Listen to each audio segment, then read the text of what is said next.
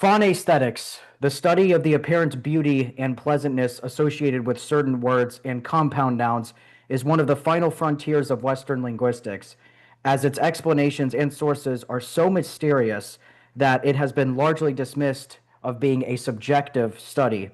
While this is not proven yet, it still factually remains as a highly multidimensional field in linguistics, featuring elements of psychology, poetics, phonetics, philosophy of language, and even music theory. This subfield was pioneered by arguably the most famous British novelist of the 20th century, J.R.R. Tolkien, primarily in his famous lecture, English and Welsh, where he states the following when describing a certain word that we will talk about. This pleasure is felt most immediately and acutely in the moment of association, that is, in the reception or imagination of a word form, which is felt to have a certain style, and the attribution to it of a meaning which is not received through it. Whilst this is mostly a description of the phenomenon rather than the explanation, the fundamental questions around its causes remain elusive. I have here with me Dr. John Holmes, Professor Emeritus at Franciscan University of Steubenville, a noted Tolkien scholar, and has even written an article based on what we'll be talking about titled Inside a Song, Tolkien's Phonaesthetics. Thank you for being with us. Thank you for having me, John. Yeah, my interest in Tolkien is wide in a number of different areas, but I think one of the things perhaps that drew me to him even more than the normal cultural phenomenon which he is. I mean, everybody, especially since the Jackson movies, is drawn to him. But my pull with Tolkien has a lot to do with what attracted him to the languages that he studied, and that is the sounds of words. And so I pursued, not by following him, not because I was following him, but just it perhaps by accident, I pursued pretty much the same educational arc that he did, and so I'm looking not so much in modern linguistics, but linguistics as it was studied in his day. Tolkienists like to use the older word philology, but it isn't necessarily a different discipline. It's the discipline of the sounds of language and how we make those sounds, and that's what I teach now that I've retired from full-time teaching. That's one of the only things that I do teach is a course called the phonology and phonography of English. So we start with the sounds, and so it's kind of tangentially related, perhaps, to your discipline since you're a musician. It's the only way, and in many ways I feel inadequate because I'm not a musician, but love music. It's kind of the one way that I can know a little bit about a similar phenomenon, and that is the sounds of words. Yep. And then now before the questions, a quick story time because it's actually pretty interesting. So it's really funny actually. So back in November of last year, I had none other than David Crystal, who is also a very prominent scholar in this very niche field. So I had him on, but we were talking about something totally different. We were talking about John Bradburn, who is the most prolific poet of the English language, without ever connecting the two. And it wasn't until earlier this year that I was still kind of in pursuit of trying to do a podcast about this, because this is actually months in the making, this podcast. And I read the article about the study they'd done about the most the most phonetically pleasing words, and I found out that David Crystal was the author, and I'm like, damn, why didn't I connect those two? And so I did invite him on, but sadly he's not really in good enough health to be doing podcasts at the moment. And it's taken me through so many avenues to just find somebody. So it's like such a breath of fresh air that I finally, and I have you, and I think I have you through the best angle, because I don't think we can possibly touch Phonaesthetics without talking about Tolkien. Mhm. So I'm gonna say a word, that I'm sure you're familiar with that I think is a great place to start. Cellar door. Cellar door. Yes. Exactly, cellar door. So what is that all about? It has been revered as an inherently beautiful word, regardless of its meaning, since, from my research, the 1890s. It's Mhm. been used by Shakespeare, Norman Mailer, Edgar Allan Poe, and obviously Tolkien. So let's go into that cellar door. Yeah, when he does mention it, and I think it was in the article that you meant, or the originally lecture that you mentioned, English and Welsh. Um, where he said that he had an attraction to that word just as a word, not necessarily an association, just Yes. the sound, and that it was the most beautiful sound. And because of that, and because Tolkien is such a phenomenon of popularity, many websites have said, "Oh, Tolkien." Tolkien originated that observation that cellar door was the most beautiful word or set of words. Is it a compound word? Well, it is a compound word. So in Germanic philology, we would consider that one word anyway. But he did not originate that, as you suggested. It was somewhere in the late 19th century. It's often very difficult. To pinpoint the era in which a the first use of a word occurs, because of course all we have is the written sources, and so that could be recorded in writing centuries after it first And that's appeared. But as you say, definitely that is. One of the there is something inherently beautiful about that word to Tolkien and to many others, and that is if we get back to that the vexed question of definition. And you're right, there isn't a consensus on virtually any aspect of that study, especially in terms of what is objective. Because once you say something is beautiful, well, that raises a problem in the philosophy of aesthetics in the first place. Is there such a thing as an objective quality of beauty? And I think many aestheticians say yes. And we can, before the end of this podcast, I think we can identify some specific things that we can say objectively when we're talking about the quality of sounds. Um, uh, there's there's subjective and aspects that obscure the question, and I'm thinking especially in terms of accents of different languages. People from one language group listen to another language, and they say, "Oh, um, this is an ugly sound," or "This is a beautiful sound," and very often uh, it's just subjective opinion. Beauty is in the eye of the beholder, goes the old saying, and so uh, is that true? Can there be a subjective quality? What I've looked at in Tolkien, and in the article that you mentioned, which was in this book. Brad Eden's Middle Earth Minstrel, about the phenomenon of music in Tolkien, but also in the other book, actually, on the other side. This just came out last year, Tolkien's Glee. It's my study of the the the songs in both The Hobbit and the Lord of the Rings. And in there, I've just lost a thread of what I was saying, what I was the point I was trying to make. Um, uh, so maybe I better pause here and recollect it. What was I trying to what was I going for there?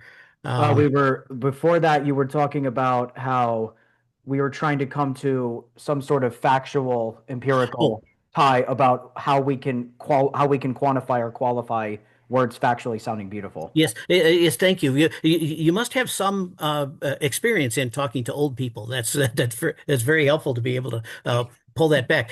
Yes, it's true. What I was after was uh, some kind of subjective measures because when or I'm sorry, objective measures because when I talk about the sounds in Tolkien's writing.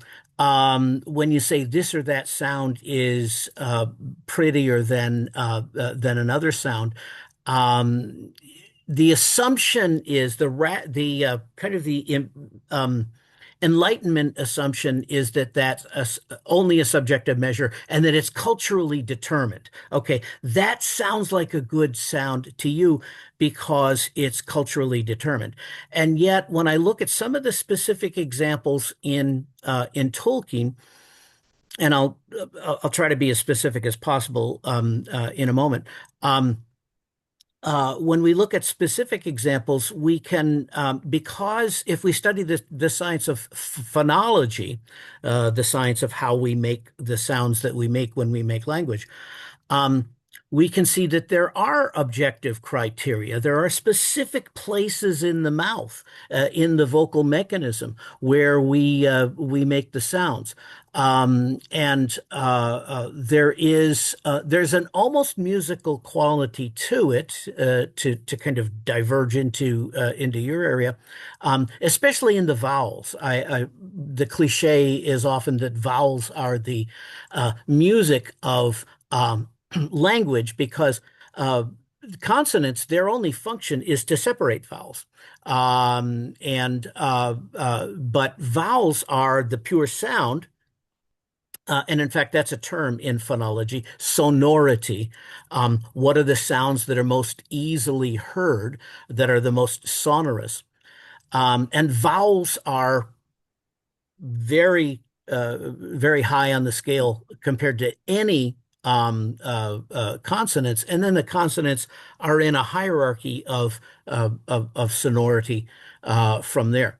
So we can, for example, uh, in a sense, the vowels are made in a fashion very similar to um, a wind instrument, any wind instrument, a woodwind or a brass instrument, because what we do with the clarinet or the trumpet is we vary the space in the tube, and so the volume of air changes in shape and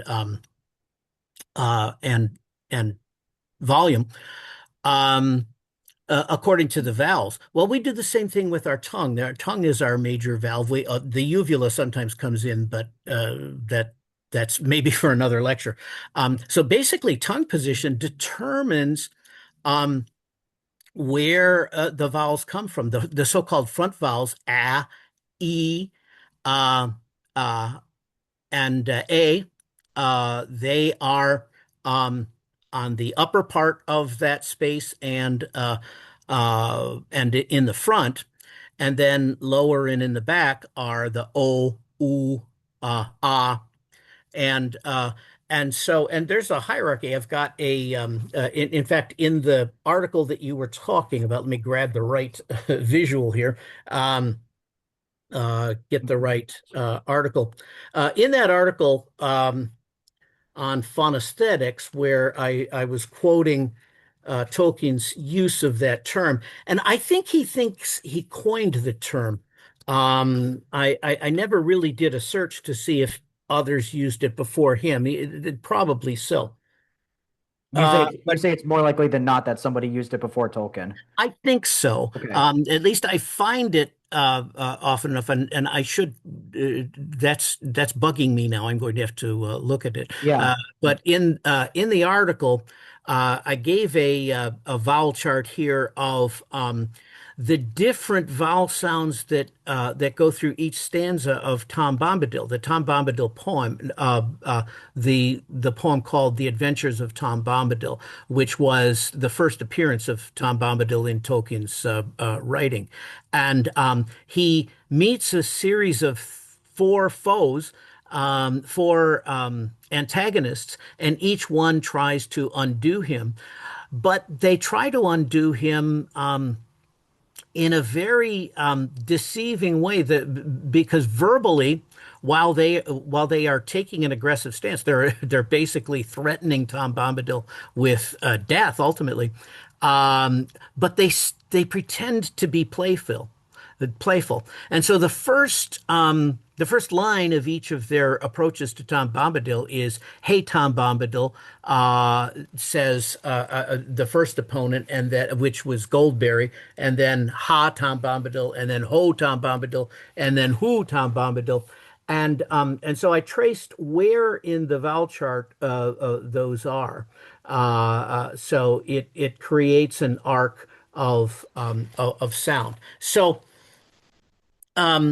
making a significance out of that is one thing, but observing objectively that they do form a pattern is something else again. Mhm. So I'm going to step back to the observation that very often people will say, "Oh, this is an ugly sound," or "That's an ugly," or "That's a beautiful sound," um, uh, and that seems to be an arbitrary thing. And sometimes it works for whole languages. People say, "Oh, that's an ugly language," or "That is a beautiful language." Um, but let's take some examples from Tolkien because those are the examples that come most readily to me. Um, we say, "Oh, the language of the goblins is harsh," or the language of the orcs. They're actually two different words apparently for the same Middle Earth creature. Um, so we look at the songs um, of the elves and the songs of the goblins in let's see, that would be chapter 3 for the elves of um, uh, of the Hobbit, and chapter 4 of the Hobbit for the goblins. And uh, there's I think the purest way to look at it is to go to something that linguists call non-lexical vocables. You often we just call them nonsense words. Linguists don't like the word nonsense because they might make sense in another context. In ways they haven't discovered even. So, That's right. That's yeah. right. And so that's why they say, well, it's non-lexical. By that they mean it's not in your mental dictionary, which is called the lexis. So it's not in your lexicon, but it is a vocable. It's something that you say, and so they might back off from calling it a word. Okay. So it's not a word in the lexical sense, but it is an utterance. So they say non-lexical vocables. So those are the things like what the Scots call lilting. That is the nonsense sounds. So many Christmas carols have them. Fa la la la la, and so some sound pleasant and some sound unpleasant, and so we look at the examples in the elves, and the elves end their first song in chapter 3 of The Hobbit with "Tra la la lolly here down in the valley."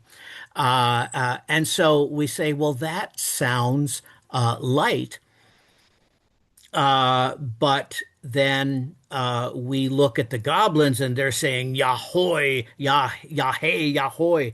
Um, and that sounds menacing, and more so when they talk about well, what's that other line? Clap, snap, the black crack. And in that song, all of their words are just onomatopoeia. They're just sound effects. Okay, so it's just making a noise, and they're all harsh sounds. Okay. Mm. We say, well, that's just subjective. Maybe so, but there are some, we can point to some specific phonological principles here.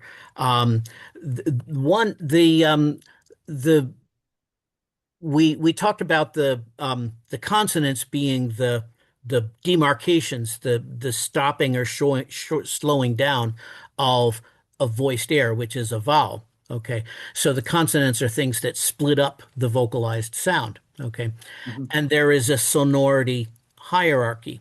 Um, the most sonorous, the closest to being a vowel would be Y and W. Okay, those are, we call them consonants, but the fact that they're so close to being vowels is shown by the fact that some linguists call them semivowels. The Y and W they classify as semivowels.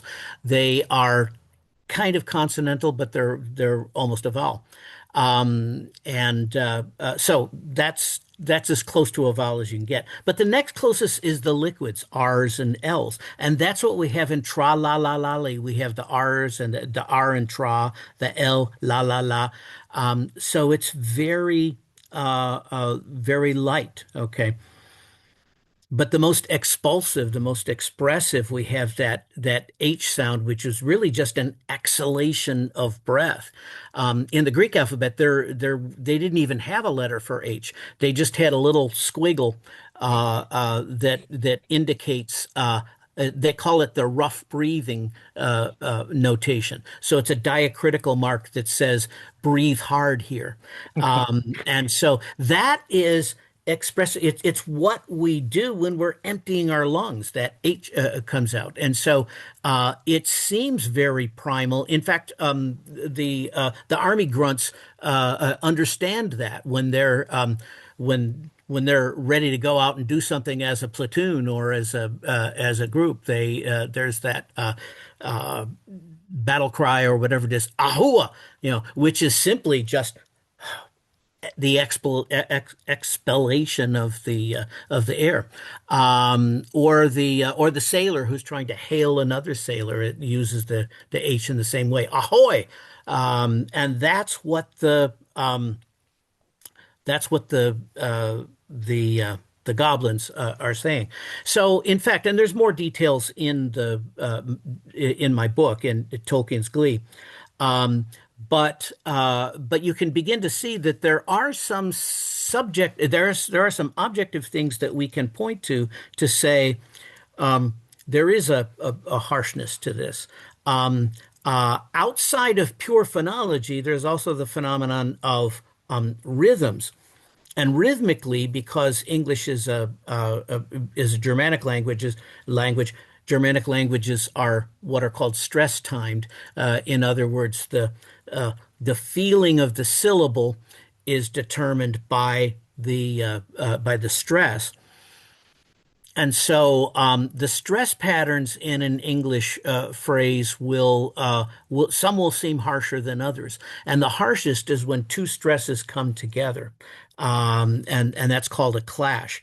And that happens in that goblin passage that I was talking about. Uh, what was it again? Clap, snap, the black crack. Uh, and of course, those are all sounds with stops too. The consonant called a stop is the most complete, the harshest, if you will, way of closing a syllables. Those would be PTK and BDG. Those are the stops, and those are the harshest and well, the most sonorous. So that's what we see in the passage uh, the uh, the language of the goblins. Yep. And I guess an organic, sometimes I have questions, but I mean, above all, have a conversation. That's my philosophy. So I guess an organic place we could move to now is the who conducted this idea unfortunately has left my head, but I guess an important place to especially with your emphasis on trying to find out what's subjective and objective, is the two classifications when they tried doing this with poetry, which is euphonic and Mhm, cacophonic mhm. poetry. So maybe you could expound on those two a bit. Yeah, and that for one thing, maybe I can start the discussion of euphony versus cacophony by saying uh, that I don't have any problem with the subjective element. I don't have any problem with saying this is a beautiful sound. And when I bring in the objective criteria, I use that as a bolster to my my own personal experience, and I think the study of poetry should be. So yeah, I think we can point to objective markers for cacophony. One of them I've already suggested, the clash, although that can be functional too. Something as simple as the most recognizable iambic pentameter line in English is probably the first line of Hamlet's "To be or not to be" soliloquy. To be or not to be, that is the question. And when I read it as naturally as I can, um, it the word "that" does receive a strong stress. But if you plot it out by the meter of blank verse of iambic pentameter, iambic is starting with an unstressed syllable and then moving up to a stressed syllable. Uh, so the line begins to be or not to be. So that is regularly iambic. To be or not to be. And of course, I'm overemphasizing the stress there so that we can feel it. And so the strict pattern would call for us to say to be or not to be, that is the question. And so is should positionally should receive the stress. But nobody reads it that way. It's more natural to read it the other way. So Shakespeare has reversed the foot in the middle of the line, but by doing so, he throws the emphasis on that. So it's almost like a turning point in the thought, which is exactly what it is. To be or not to be, that is the question. And then there's another irregularity at the end of that line. Question ends with an extra unaccented syllable too. So there's two variations in the most famous line of iambic pentameter, one reversed foot and one extra syllable called a feminine ending. Oh, that's where we've been talking about David Crystal, and that's where he's my hero, is when he talks as he does so eloquently on Shakespeare. And of course, as you know, his son is a Shakespearean actor, and so they've collaborated on several projects. He from the linguistic end, and he from the acting end, and they've done um, some original pronunciation um, uh, uh, uh, productions of Shakespearean plays so that it sounds the way it sounded in the 16th century, which is almost like a different language. Yes. And people are very surprised. But people understand it a lot better than they thought they would, even though they're not used to that pronunciation. You get used to it very Yeah, quickly. the Elizabethan English, yeah. Yeah. Totally Mhm. different than today, so. Yeah. Mhm. Yeah. Yeah, and I guess one thought-provoking question, because I've actually been through this quite a lot during my years of doing poetry, teaching it even at times, and writing about poetry and poets. Because I've been through this myself, and I want to know what your take on this is. So, when a person hears poetry or song lyrics, which is what most people would do, in a language that they do not understand, but they still find it beautiful to hear, What exactly are you responding to? That's a really good question, and of course, I would only be guessing in any element. But I think before answering it completely, I want to pause and think of this again in a Tolkien context, because he writes about that phenomenon. He writes about that very specifically. He has in the Lord of the Rings, he has the hobbits listening to elvish music, and of course, they don't know the elvish language. But they're listening to these songs, and in a sense, they kind of understand it. Um, so they are responding to the sound, and that is what Tolkien meant by phonaesthetics, that there are some sounds that he thinks are more pleasing to his ear. Um, and maybe I'll look at the context in a moment too, because I brought the volume of the letters, and we'll look at the couple of passages where he talked about that. Um, and so he begins by saying, "I like these sounds rather than those sounds." But back to that phenomenon, we're listening to something in a language that we don't know. Okay, what are we responding to? Well, we're responding to the sounds. Okay, and frequencies too. That's another thing to keep in mind. That's another physical quality of the vowels. They are actually different frequencies. You can measure in hertzes the where a certain vowel will land on the spectrum, and we can say objective things about those sounds. And what are the more pleasing ones? Well, would depend on actually probably our own ears. Some ears are more sensitive than others to high-pitched sounds or low-pitched sounds. But we have conventions in music that are just as conventional as the associations. Let me start with that.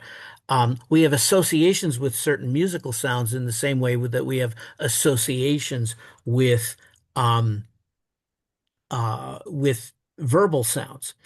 And that adds another layer too. And of course, there's the um, the 19th century program music. Again, I this is something I'd like to talk about, but I don't have enough knowledge really to do so. But if we think of the program music of the late 19th century, there was an attempt to suggest certain things Yes, musically. programmatic music. Programmatic. Thank Yeah, you, thank you. yeah, no Um, problem. and so we see there is we are trying to communicate something in music, and the great thing about music is that it maybe circuits the semantic layer of language. Semantics is only that is the meaning behind the word. Um, when we look at phonaesthetics, we're talking about liking a sound, and uh, some some intellectuals in general object to the idea of sound without sense. That in fact, it's not really poetry if you're just throwing together sounds because they sound right. But Aristotle's rhetoric suggested already that the way that something sounds is integral to its meaning, and some recent neurological studies have suggested as much. Um, one of the exciting things about language research today is that with the development of the functional MRI, um, we can um, we can watch language in process in a way that we couldn't with the early days of MRI back in the 80s when it was a brand new technology. And you could take a scan of the brain, you could take a scan of anything, but the computing power that it took to build up the image took so much time that you couldn't what you're getting is a snapshot. Okay. But with functional MRI now, they can actually watch the brain while language is going on and while reading is going on. So there's that's the one area that I know most about. Um, but there was an article by L. Fernandino in 2016 in the Journal of Neuroscience, um, and that this is he wasn't the first to discover this. The linguists had been saying something like this for a long time, but now there's more empirical evidence that when what we're laying down when we learn a word is a very complex, we're not just laying down um, in our cortex, in our linguistic cortex. We're not just laying down the sound of the word and the meaning of the word. There's a really vast complex of things that the sound, other words that it sounds like, other versions of the same word, like the noun form, the verb form, how it will change if we turn it into an adjective, all of those grammatical things, and all of it's laid down in a very complex net so that when we retrieve the word, we're retrieving all of those associations Mhm. too. Yeah. And in regard to that, I'd like to look at something that Tolkien says about that in a letter to um, his aunt, Jane Neve. Um, who was the one person probably most responsible for his book of poetry, The Adventures of Tom Bombadil, and other poems. His aunt urged him to, because she liked his poems that he never published, but he shared with the family, and well, some of them were published. And she liked them so much. She said, "It's a shame that you're so famous for this novel, but." Nobody knows this great poetry. Please publish. So he finally did, and all through the process, he's exchanging letters with her, and and she's looking at uh, my favorite poem in the book is a poem called Errantry.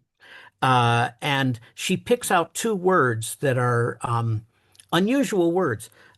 Plenilune, which means full moon. Okay, why doesn't he just say full moon then? Why is it? Why do you say plenilune? Well, it's a cool word, and so that's there. And then argent, the argent moon. At plenilune, the argent moon. That was the whole line. At plenilune, the argent moon. Well, what does argent mean? Well, it's the Latin word for silver. Well, then why don't you say silver? Okay. It's the same word, isn't it? And that's where the prejudice comes in, that a word is simply a marker for a meaning. Okay. And that's the only function of word. That that notion of language as it was developed at the turn of the last century, so very early 20th century by Ferdinand de Saussure, um, he very strictly laid down the boundary between the word and the thing that it refers to, the map and the territory. So, but anyway, this is what he says about those two words. As for plenilune and argent, they are beautiful words before they are understood. Okay, so this takes us back to that. Aristotle. Yeah, that's right. It takes it. Yes, The MRIs. Mhm. yeah, absolutely. Yeah. So I wish I could have the pleasure of meeting them for the first time again, he says about those words. And how is one to know them till one does meet them? Okay. And so then he gets more technical, which is surprising. Jane Neve, his aunt, must have been a brilliant woman in her own right because he has no trouble getting very technical with her. And the meaning of fine words cannot be made obvious, for it is not obvious to anyone, least of all to adults. She was also talking about the whole issue of whether Tolkien's works were addressed to children or not.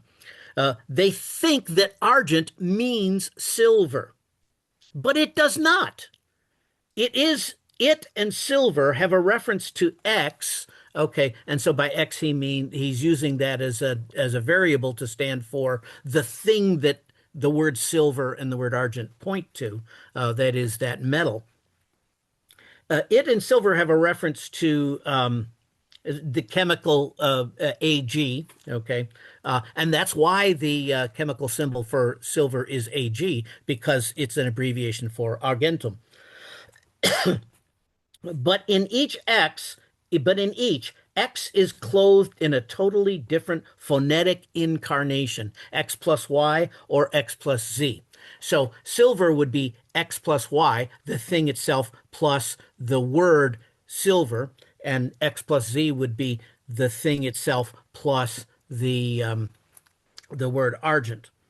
And these do not have the same meaning, not only because they sound different and so arouse different responses, but also because they are not, in fact, used when talking about AG in the same way. Okay. So that kind of brings us back then to that another phenomenon of linguistics, or a kind of a rule of thumb of linguistics that kind of refutes the old rationalistic way of looking at language that the word is just a counter for the thing itself. Um, and I don't know I don't know how I was going to finish that sentence. So I think I'll just pause and drink then. That's when you Yeah. don't know what to say, drink. Yeah. Yeah, that's true. Yeah, it's come to be true. Yeah, it's general. That's a general rule of thumb for the brain. Even I mean, I do know that from my time in IT studying IT is the vast majority of what we learned about the brain is of what we know about the brain is from stuff we've learned about computers. And of course, if you know anything about how to design computers, cell phones, when we want to compact something into something simple like a smartphone or a tablet, there's actually a lot of work that goes into it. It's very deceptive. There's actually a lot of sophisticated stuff that goes into technology making it look simple. And from what you're telling me, I think the brain is doing something similar with words. We're taking several different processes and we have to do extra work to make it compact, and therefore when we express it, it's the illusion that words are simple, which I don't think there's such thing as words being simple. Um, I think another thing I'm highly convinced of, even before talking to you, is the whole thing of how we.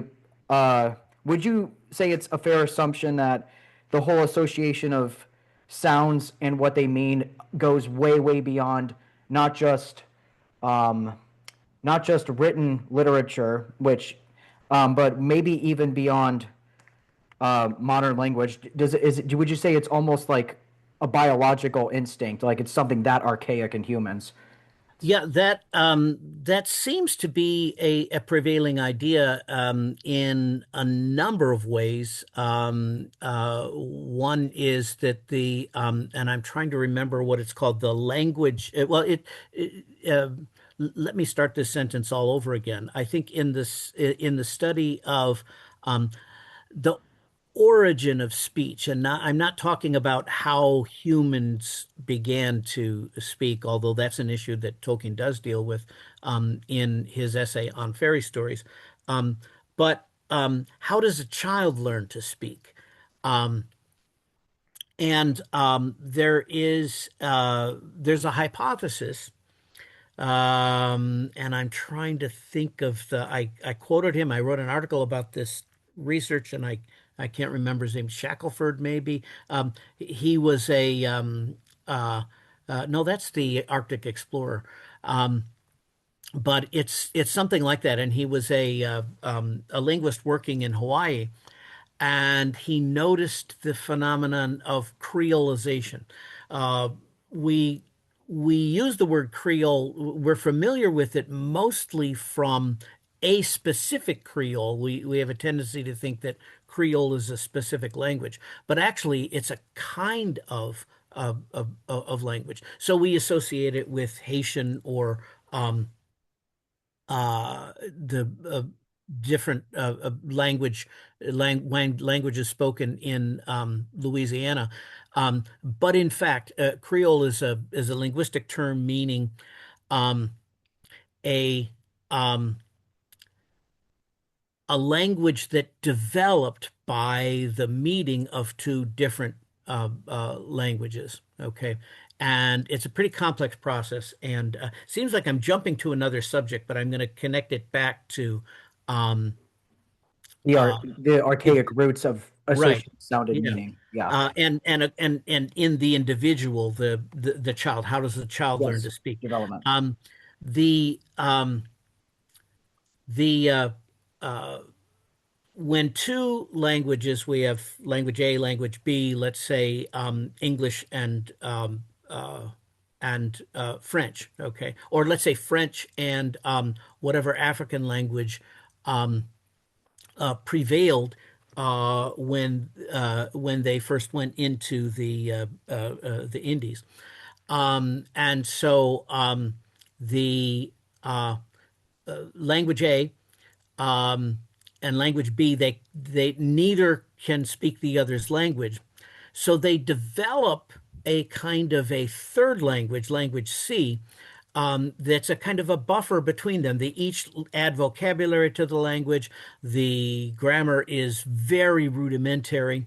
And so eventually they are able to talk to one another. So they have developed an artificial trade language. Swahili is an example of this. And that language is called a pidgin. Okay. So a pidgin language is this artificial language created out of elements of two real languages. So what happens in communities where that becomes the language of trade, children grow up learning that language. Okay. If you grow up learning a pidgin language as a child, it's no longer a pidgin language. It becomes a your primary language, and so it becomes a language in its own right. And that's what we call the creolization of the language. Okay, so now back to this hypothesis. This linguist and I hope he forgives me for not remembering his name, but he was in Hawaii and he was watching this happening in the island languages. And he developed a theory.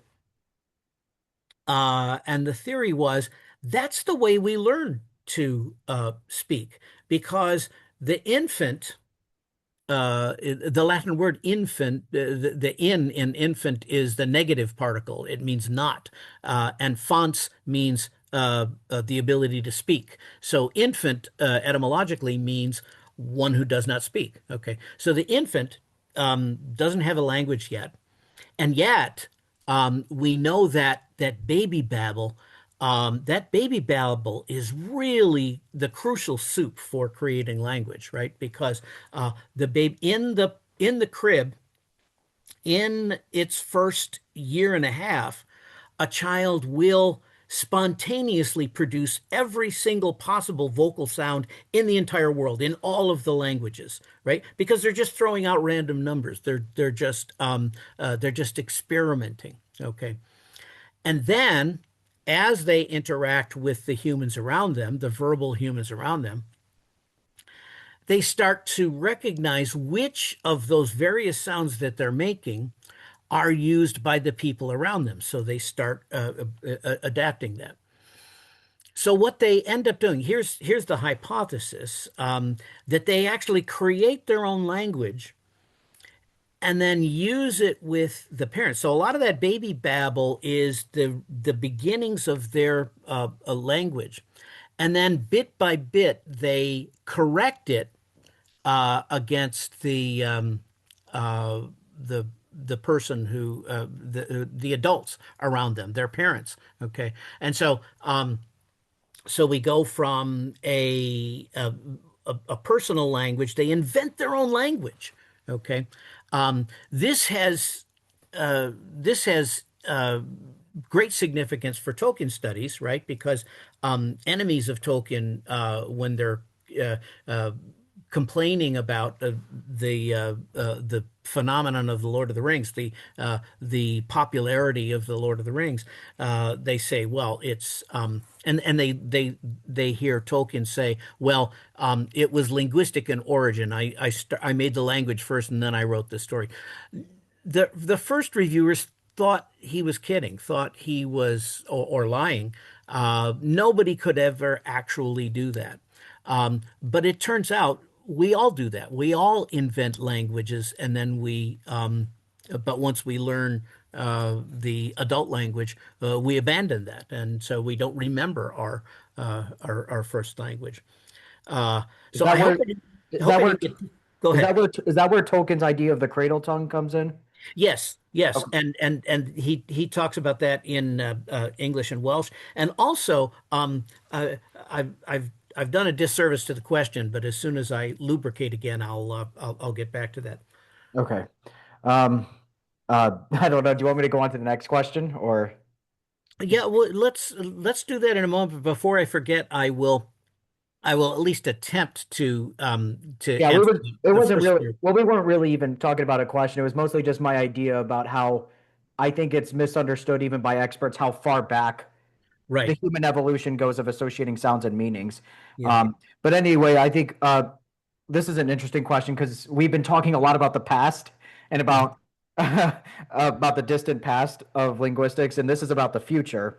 Mhm. So silent communication and silent reading is becoming, in the past 60 years, a very integral part of our life with magazines, books, and now it's even more so. It's becoming every day now with telegrams, text messages, digital communications, and now with large language models, chatbots, transformers.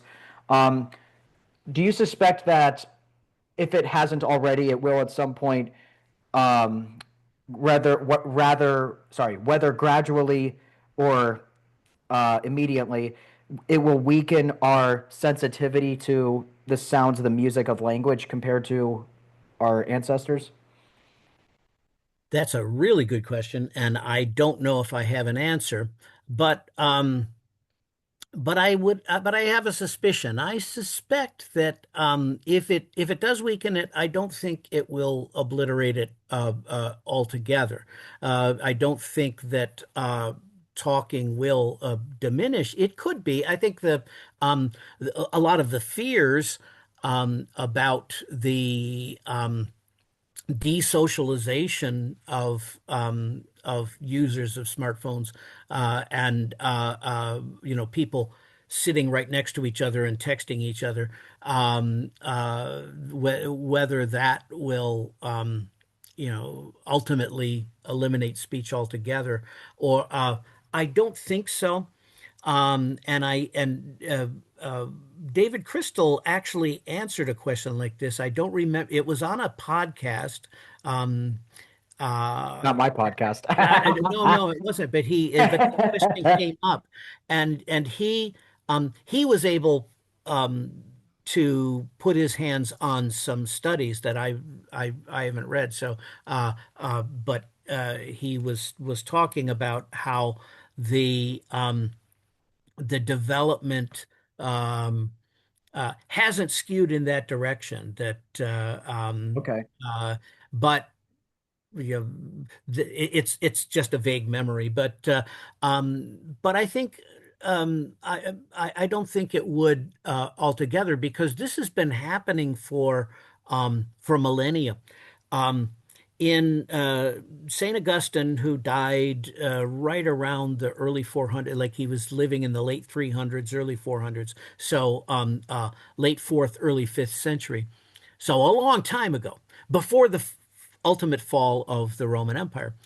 And in the Confessions, he records a startling experience that he had. Bishop, trying to remember who was influential. The Can't remember now who it was.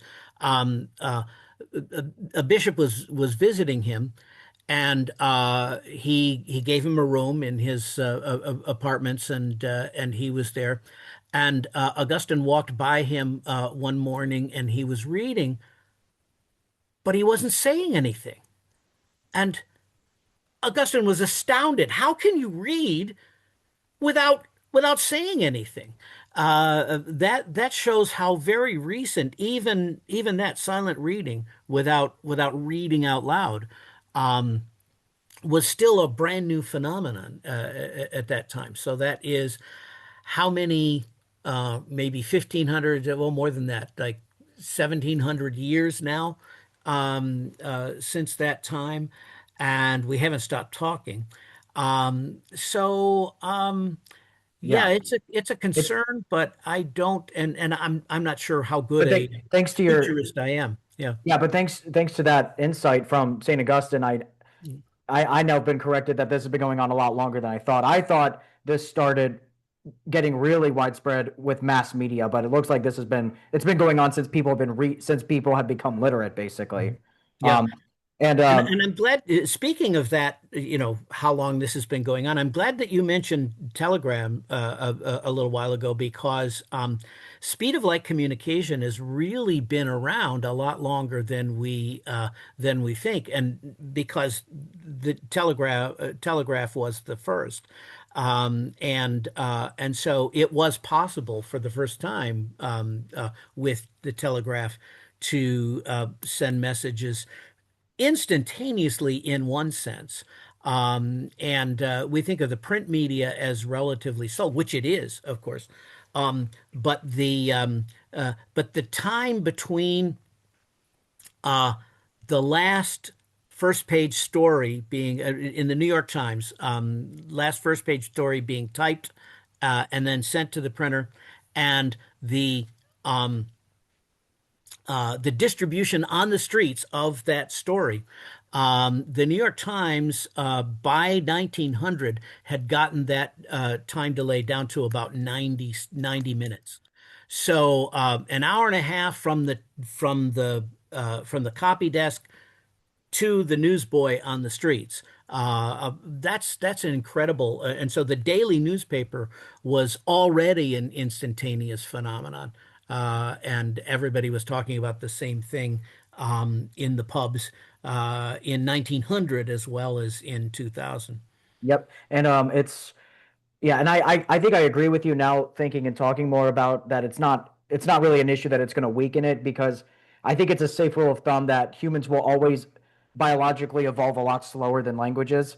So, and I still stand by that. It's largely a biological phenomenon, I think and so. I Yeah. think it's not only that. I think our priorities on linguistics are very different than it was um, in the very beginning of of literature because that's how far back I think we have to go. Because with when it comes to pre-literature and the very early days of literature, it seems like the emphasis was on dynamics and volume, like how much danger was associated with something, how much beauty and serenity was associated with something.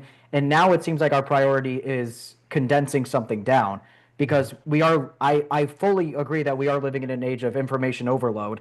Like what the economist Herbert Simon said, that a wealth of information creates a poverty of attention. So, and I think that's been largely true. So I think the priorities are different. It's not so much based on survival and danger, but it's based on condensing how much we could say with how little. And so I just have two questions left, and then I'm going to narrate a brief poem that's been very relevant to what we're talking about. So I'll do a silly question, and then I'll do one more big question. So it's kind of silly. It almost sounds like a conspiracy theorist thing, but I got the context. So David Crystal actually invented two words that were modeled after the study of what words the general British population of what the most beautiful words were. And the words he came up with were ramelon and drematol. And he actually noticed himself that these words sounded very similar to the names of pharmaceutical drugs. So do you believe that pharmaceutical companies use aesthetic qualities of names of drugs? Yes, and I think that is, I think advisedly so. I think it's pretty clear that they, especially when you look at you get a bottle of the newest prescription, and it gives the brand name, and then in smaller print below it gives the generic name, and the Yes. generic name is always a mouthful and impossible to pronounce. But yes, I mean that's part of marketing. And in fact, there's a long-standing connection between advertising and language and even Really? poetry.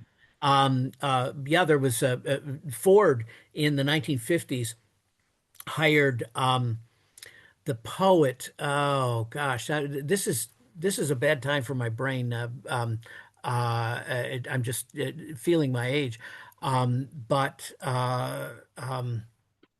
I can't remember who the poet was, but she uh, um, mm, I think I found it. Marianne Moore. Marianne Moore. Yes, All yes, right, that's it. Yeah, Marianne Moore. thank you. Yeah, Marianne Moore. Yep. Um, and long series of letters between her and Ford, and they hired her. They paid her a great deal of money to come up with the most beautiful name that she could think of for a car, and she came up with a lot of doozies that I wish that they had used in cars. And then at the end, they paid her off and didn't use any of her names because Henry Ford decided she to she name it cracked after. she Yeah, cracked the system of how poets could make money too. well, that's true. Yeah, Because yeah, but she got paid anyway. But yeah, so they ended up naming it the Edsel after Henry Ford's son. So so it was all for nothing. But her letter survives, so that's a good thing. That's not that frivolous a question. I think there's a profundity I just underneath it.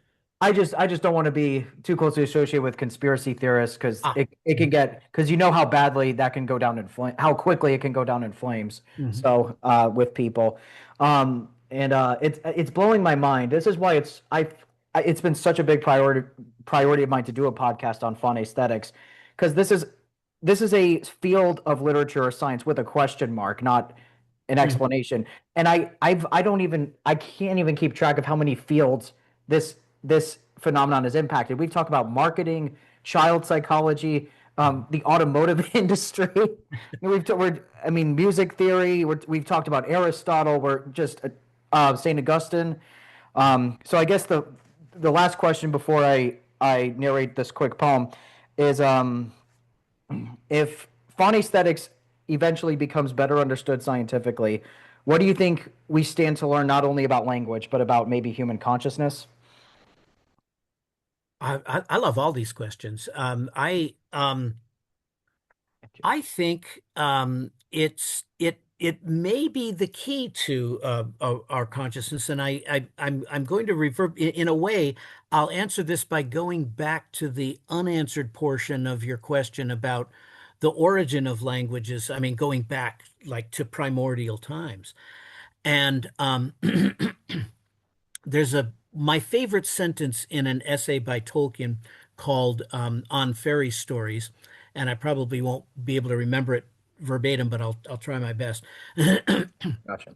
It was um, uh, the tale, the let's see, the the tale, the word, and the incarnate mind um, were um, were co-evil. I may have to break down and go back to the book and look for it.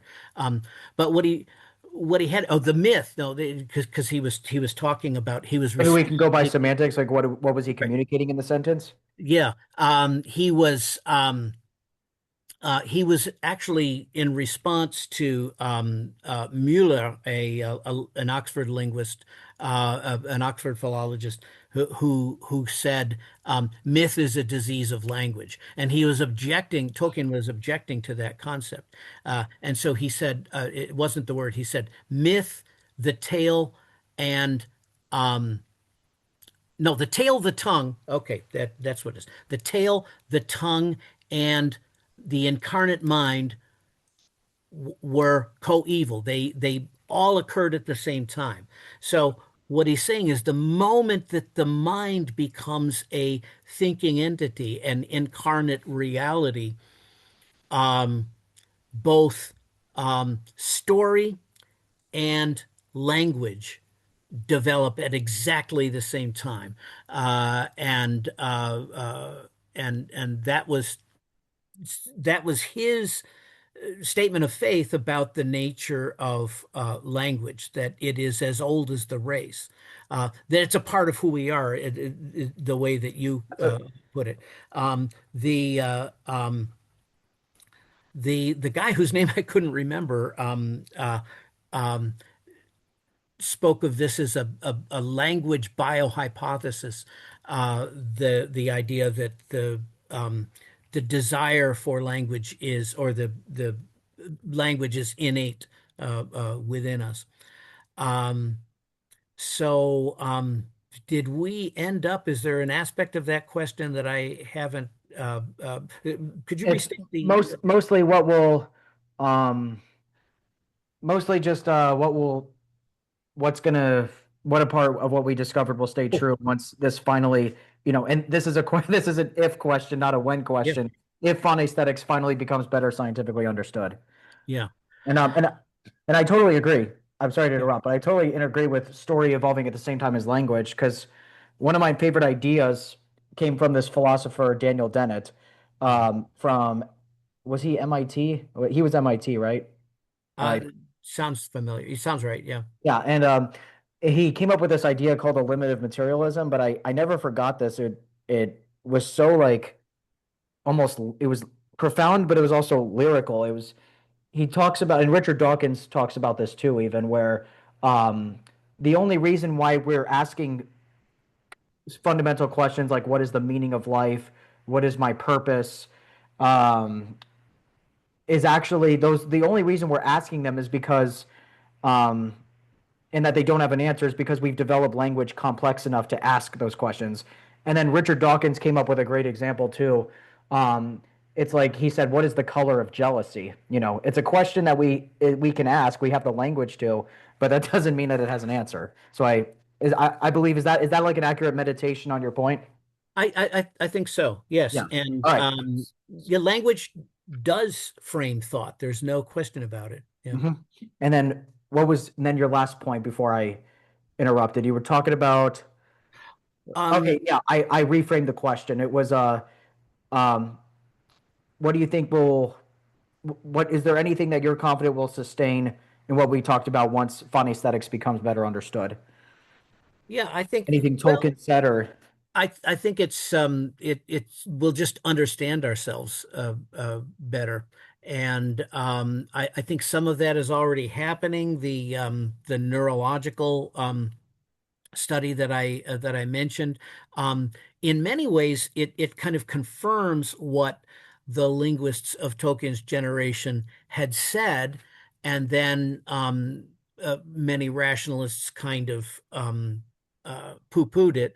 But a lot of the way that Tolkien approached language is now being borne out um, uh, by the functional MRI studies, and so I think well, one very practical offshoot of that is in the study and treatment of dyslexia, because and that's what most interests me, because when I teach the phonology course, it's not an it's not, it's in the English department, but it's not for English majors. Well, it is. They're it's welcome to what take it, but it's the biggest it's mostly used by the education departments.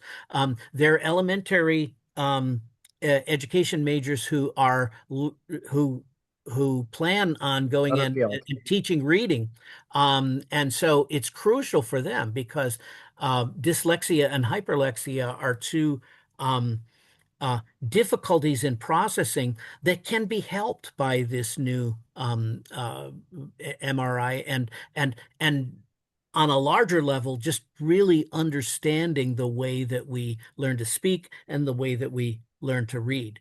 Because the reading, as your other question was kind of spot on in terms of connecting um, reading with speech.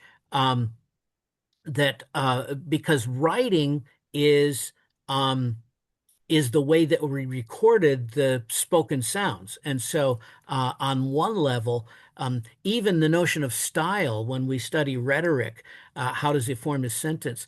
When you go back to the ancient rhetoricians, they were all talking about speeches, getting up and declaiming these things.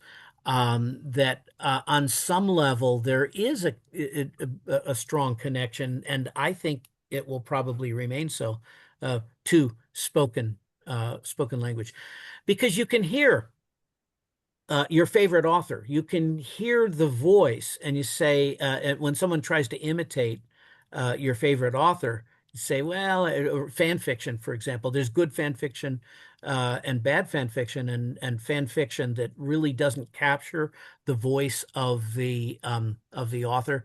Um, you can tell that immediately. And so there must be something primally speech related to that in writing. Mhm. Uh, I think. Yeah. And then the last note I'm going to end on is I'm going to narrate this short poem that's pretty much all about what we've talked about. And I first heard this actually from David Crystal again. So it's a poem by John Kitching. It's called Sunday Works. So I'm just going to narrate this as a nice closing remark. So here we go.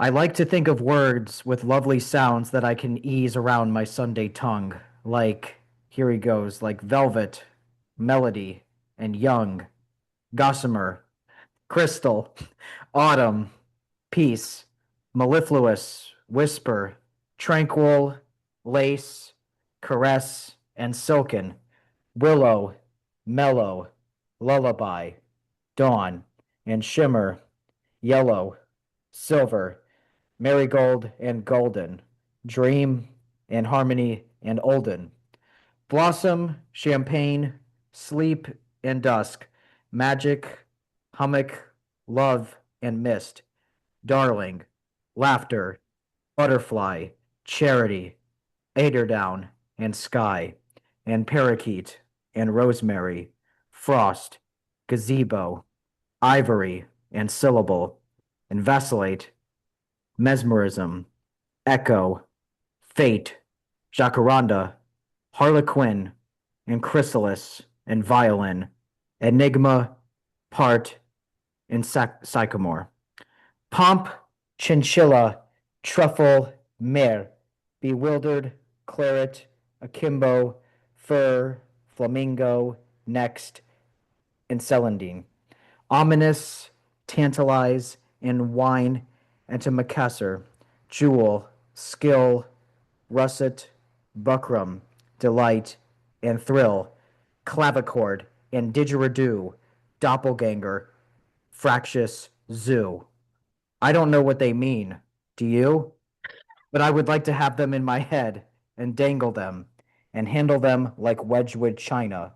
What finer? It would sound more, that last part would sound more accurate with a British accent, which I don't have. But when Dave, yep. So yeah, this has been Phonaesthetics in the Music of Words, hosted by John Burness and special guest Dr. John Holmes from the Franciscan University of Steubenville. And actually, I haven't really been able to find your article inside a song readily available online. If I want to find it, or if people in the audience want to find it, where would you recommend? Well, I think the book is still in print, but maybe I should try to post it. It's Bradford Lee Eden, a great. He's a musicologist too, although he drifted into Tolkien, and he founded a an online journal called um, a Journal of Tolkien Research, and I'm one of the founding editors of that journal, but he's the editor in chief. And it's in here. I don't know if it is available online. Maybe I'll have to check with I'll check with Brad and see if it would be too gross a violation of copyright for me to put a PDF of that up and available. If I do that, I'll send you the link. All right. Thank you very much. Thank Okay. you. All right.